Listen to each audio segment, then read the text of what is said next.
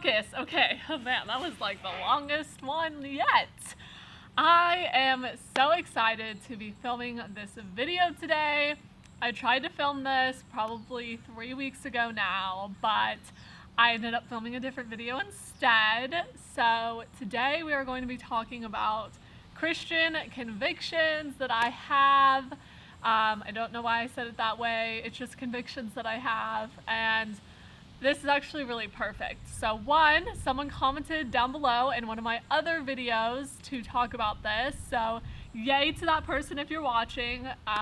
It's come true. I am talking about it. So it just goes to show you that you should comment down below what you want me to talk about, because I probably will eventually talk about it.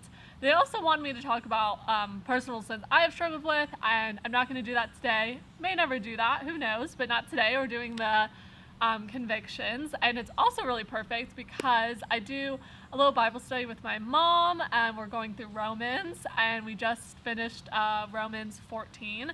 So we have 2 more left, but Romans 14 kind of talks about convictions. It's talking about eating meat or not eating meat, especially because there was a lot of Jews, and Jews thought eating certain things was unclean. And so it was basically saying, hey, like, if you're with a brother or sister that thinks something is unclean, then don't do that. Stay away from that thing when you're with them, because it will be a stumbling block to them, not to like quarrel over things like that. I'm not going to read or try to paraphrase the whole Romans 14, so you can go read that yourself. If I remember, will leave a link below to where you can just easily click that. Words are apparently hard for me today. Click that, and then you will be able to read Romans 14, which is very applicable to what we are talking about and gives a lot of background for the topic in general. So without further ado, we'll get into the juicy stuff. What are my Christian convictions? And I just want to preface that convictions can be ever-changing. There may be some things that I don't mention that I'll be convicted in a year or 2 from now, and there may be some things that I'm convicted with right now that may also change. Maybe God will convict me again and be like, hey, that's no longer a sin. And so that's just a nice preface to have. And the conviction is also something that you think is a sin. So for you feel like you're sinning against God. It's a conviction. And so, yeah, we'll just get started. I think the first one I'll talk about is modesty. So I feel pretty convicted about wearing a one-piece bathing suit whenever I'm out in public, where there could be other brothers in Christ, and honestly other sisters, because girls compare their body to yours. They may not be lusting after you, but they are definitely comparing of like, oh, you know, she's a certain figure. She doesn't have a little like belly, or like she doesn't have any scars, or whatever it is, or stretch marks. So that is honestly kind of a conviction that I have just across the board, but it's been ever evolving and ever changing, and I do still own a 2-piece, but I rarely wear it, and I try to wear it when I am not in public. So that is just my conviction that I have.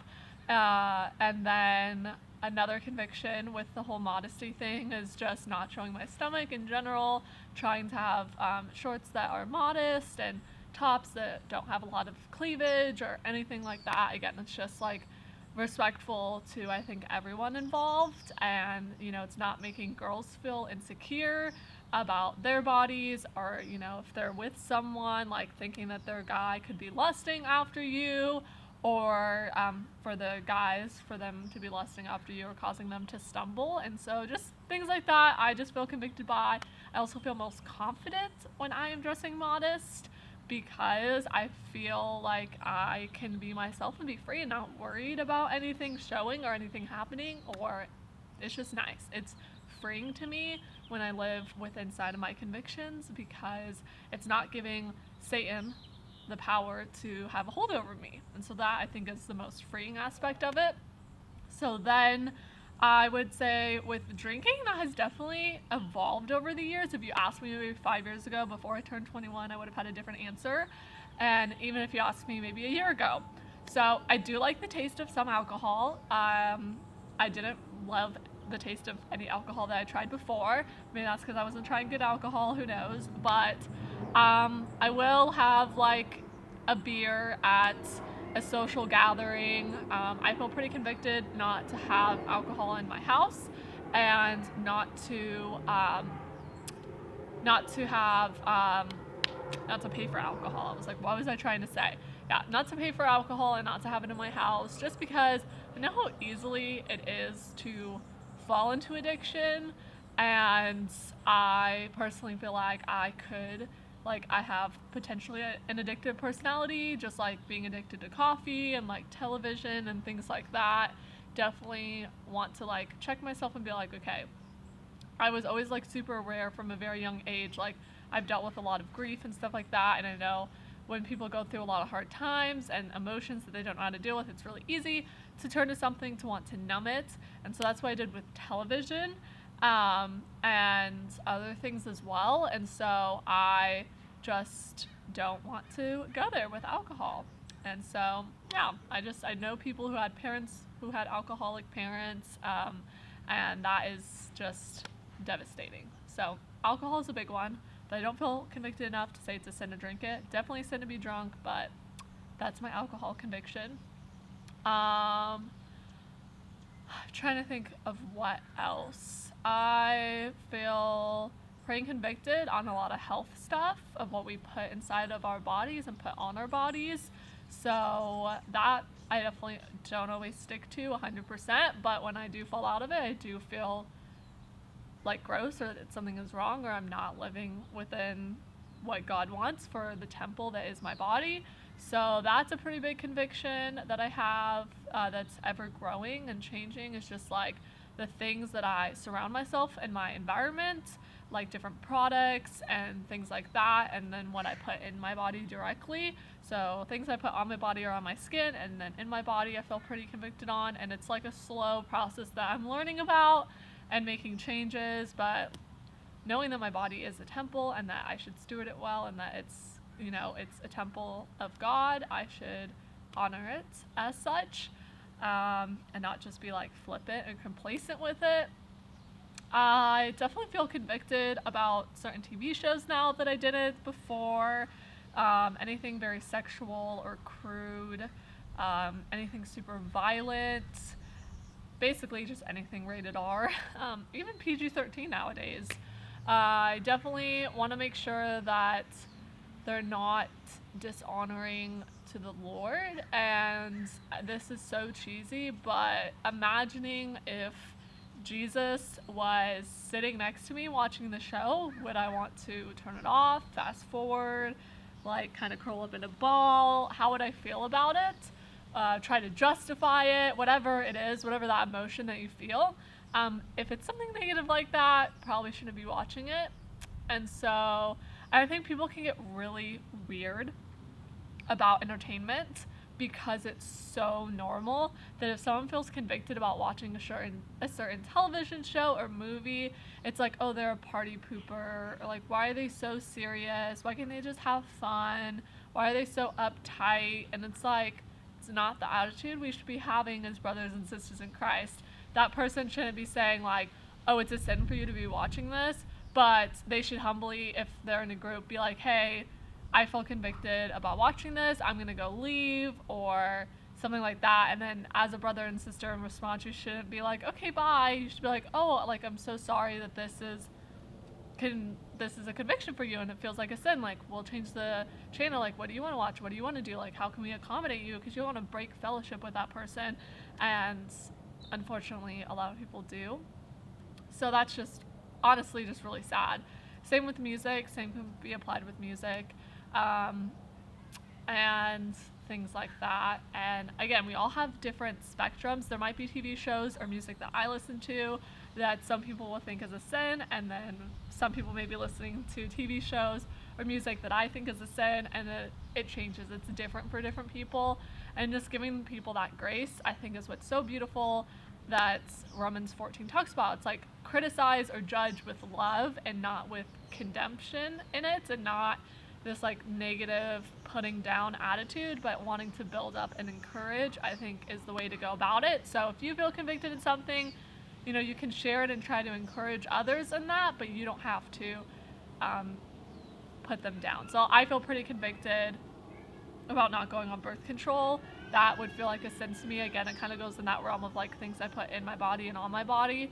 But also it's like, am I trusting the Lord with my body if I am doing that to prevent pregnancy? So I feel very strongly about birth control, and I let my friends know about it in a very loving way. I just kind of bring up the conversation and just ask them where they're at, and I share where I'm at, and I don't try to be like, well, it's a sin for you to be on birth control, but I definitely like let them know my perspective, and then if God also convicts and changes their heart, great. If not, then life goes on. So yeah, I'm trying to think of other things. I don't think about this a lot, to be honest, and it's been a couple weeks since I even made the video, and I feel like I have a couple more things to say about it since I've had some time to make the video since the last time I filmed it. Like, I have that example of like the TV show and like Breaking Fellowship that I pulled from real life, and then obviously Romans 14, like God just knew I needed to film this video today. And not to be so hard on new believers, I think is the biggest thing, is that if you're a certain length in your faith, someone else may not be in that same length. Maybe you're eating a lot of meat spiritually and they're eating a lot of milk. And so you're progressing and moving really fast and getting super close to the Lord, and someone else is a little stagnant or growing along a little bit slower. And so just have grace with that. Know that you were once where they were at, that God is bringing them through their own journey, and that's why we should lovingly come along and help encourage them, not just like support them in that, you know, like I think acceptance and support are two different things. Like, I can accept where someone's at and not support it, if that makes sense. And just, yeah, coming alongside them in love. So those are big things. And prayer, I think, is super big. Like, pray for your brothers and sisters that you see in your life, and just try to remember how like you would want to be treated if you were on the other end of it, and that ultimately like we're supposed to honor the Lord. And I think that's the biggest thing. Like, we don't want to break fellowship with people over things that don't need to be broken over. Like, we don't need to be having disputes over things that are secondary issues, that are not gospel centered. And so, like, people have different convictions about even how church should be ran. And I made a whole video about how I think church should be ran. And I made a whole video about, like, how I want to be a mom and parent. And I think those are sometimes conviction level things. But knowing that as long as we have the gospel the same, and like actually making sure we have the gospel the same, because saying like, oh yeah, we agree on the gospel, and then just like not talking about like, what is the gospel? Let's actually break this down and make sure we agree before we are like too scared to break fellowship. Because if the gospel's not centered and the gospel's not the same, then break fellowship. But yeah, I think it'll be really interesting in the future to make a video on fellowship and things like that, and ministry. That's definitely on my list. I just added it. I have like 10 or 11 topics now that I want to talk about, so stay tuned for that. And I will probably be making videos ahead of time because I'm going to be gone for the month of August, going to Maine, so that's very exciting. But I still want to produce videos, and I don't want to be MIA for a month, so I'm going to try to mass produce some and get those out so you can still enjoy videos while I'm away. Because I probably won't want to be filming videos while I'm there. I could, but probably don't want to. So I'm just thinking ahead. I'm trying to think of anything else. I will have to do an update video. I'll probably do it at the end of summer when I come back from Maine, early September, because there's still a lot in limbo, but a lot has happened, and so there's stuff building up for an update video to be necessary, so probably come in September. Wanted to do it in June because that would have been around 6 months since the last one, but we'll see. I'm just kind of rambling right now. That's it for this video. I love making Christian related videos, and I know they perform really well, so hopefully you guys enjoy them too. and let me know other things you would like me to discuss. If you have any questions, if you want to share your convictions down below, I would love to hear them. Definitely didn't share all my convictions. Like, I have dating convictions that I have and things like that. There's different convictions for different pockets of my life, but I try to live in a very upheld manner. A very upheld manner. That's probably not a word, but a very like righteous and pure and upstanding manner. And yeah, so my hair is kind of curly from yesterday being in a bun, and I was surprised I never filmed a video in this outfit. Maybe I did and never posted it, who knows. But have a great day, and I will see you guys next time. And my foot is definitely asleep, so that is super exciting, and I love that I'm being so consistent with this. It definitely feels like a lifestyle now, which is super great and super nice. So we're gonna keep up the momentum and hopefully not stop anytime soon. Thank you so much for watching. I really appreciate you if you do watch and you comment and you thumbs up my videos. It really does make a difference and me wanting to continue. So just wanted to say it doesn't go unnoticed. Bye.